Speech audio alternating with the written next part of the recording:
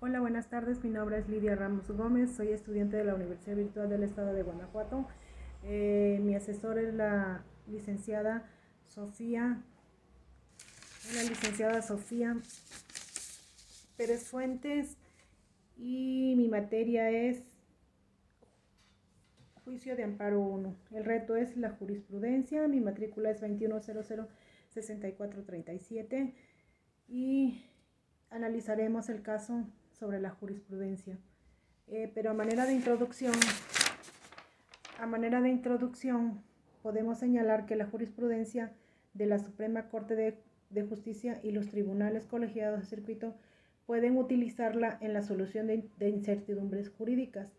La ley reglamentaria en la materia es la Ley de Amparo y, de acuerdo a su instrumento, la jurisprudencia se puede crear por 3 vías: precedentes obligatorios, reiteración y contradicción.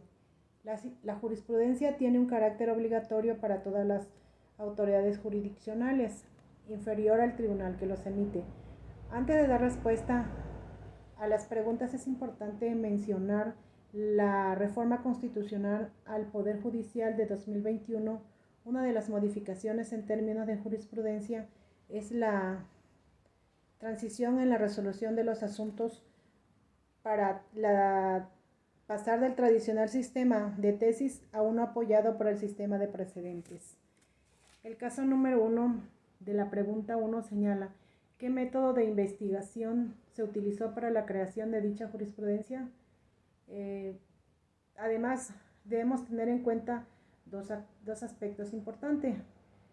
La fecha de emisión de la jurisprudencia es en 2001, es decir, 10 años antes de la reforma, cuando todavía era válida esta vía de emisión de jurisprudencia. El segundo punto es notar las 5 sentencias en el mismo sentido que emitió la Corte respecto a este caso. Esta vía está regulada por el artículo 216 de la Ley de Amparo, artículo que nos menciona que la jurisprudencia por precedente obligatorio se establece por la Suprema Corte de Justicia de la Nación, funcionando en plenos o en salas. Por reiteración se establece por los tribunales colegiados de circuito, y por contradicción esta se establece por el pleno o las salas de la Suprema Corte y por los plenos regionales. De modo que la respuesta es, se utilizó el método de reiteración.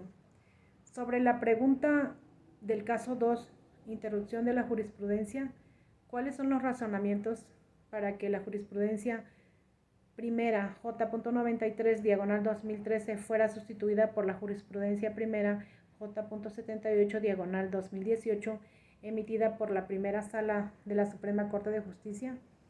Estas dos tesis abordan el caso de la improcedente, el juicio de amparo indirecto en la citación del investigado a la audiencia inicial. La primera interpretación fue en el año de 2013.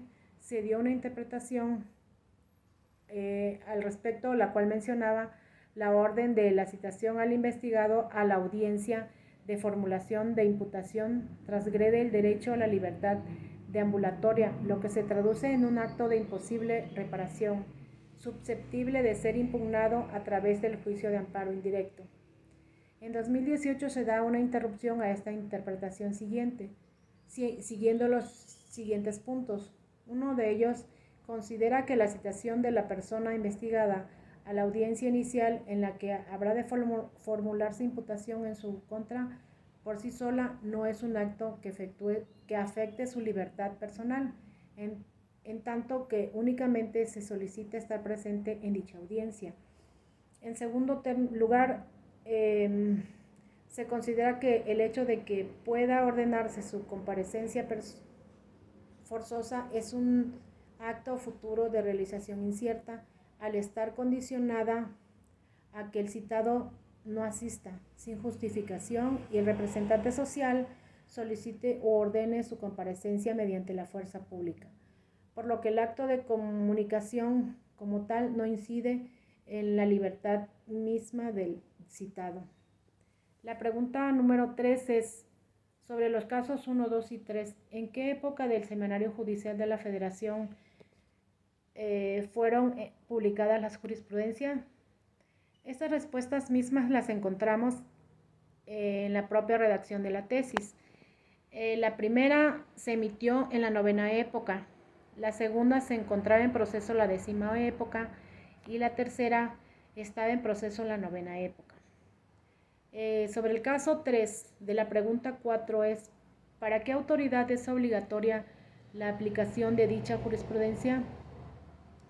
La respuesta es para el Pleno, pero a esta pregunta nos dedicaremos a ver la tesis de la cual nos dice que fue emitida por el Pleno.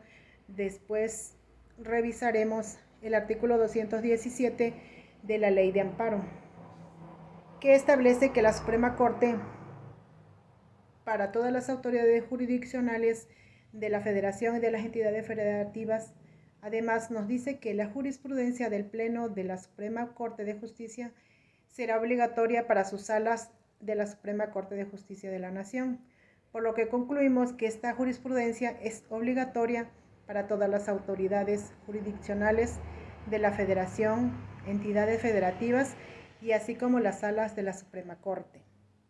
En la pregunta número 5 es sobre el caso 1. Se cumple con el requisito establecido en el artículo 223 de la Ley de Amparo respecto a los votos que deben emitirse por su aprobación. Particularmente este artículo fue reformado en el año 2021 y hace referencia a las jurisprudencias por precedentes obligatorios. El artículo habla de la obligatoriedad de la jurisprudencia emitida por la Suprema Corte de Justicia de la Nación para las autoridades jurisprudenciales de la Federación y las entidades federativas, siempre que sean tomadas por mayoría de 4 votos. Considerando este nuevo criterio y retomando el contenido de la tesis, el cual nos dice que fue aprobada por 5 votos, sí cumple el criterio. Y a manera de conclusión, podemos decir que la importancia y utilidad de la jurisprudencia se puede resumir en los siguientes puntos.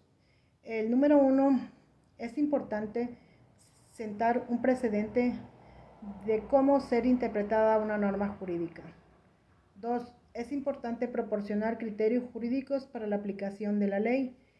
Y la 3, ayuda a clarificar incertidumbres jurídicas. La número 4 es importante porque formula razonamiento jurídico respecto a controversias legales. Y la número 5 ayuda a la construcción de fuentes de derecho. Eso es todo con respecto a mi reto. Buenas tardes.